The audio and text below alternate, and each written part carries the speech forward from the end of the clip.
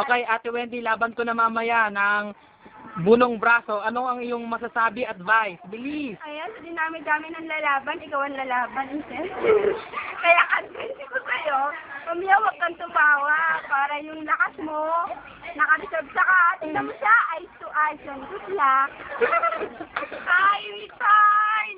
God, ano, galingan mo, go, go, go, kaya mo yan. Advice ko sa'yo mamaya, kumain ka ng sibuyas, at hingahan mo yung kalaban mo. Patay sila, yun lang.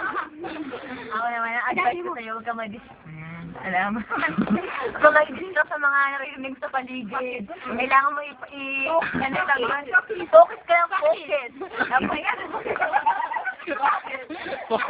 Nakabuka ka eh. Kung magsasabi na natalo kita. Yun lang. Ayan, yung advice ko sa'yo, basta kailangan seryoso ka.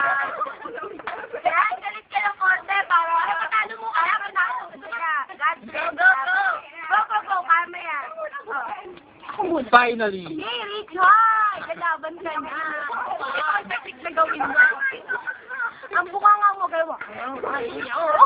Gananan mo, matatakot ka, tatawa. Kaya yun, daligan mo, pag natalo ka, hindi ka lalaki ha. Daligan mo, pag natalo ka, hindi ka lalaki ha. Halagang ka ni Katlea.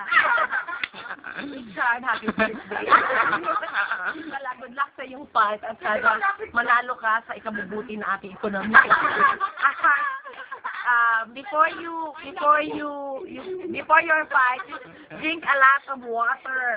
Para kapag nahihirapan ka na, iihi mo na lang yun. Di ba Tapos, i-kontra mo yung mukha ng kalaban mo, kunwari siya pangit, ikaw ang gwapo. So have a good fight and drink Lactum. Lactum lang ng sino.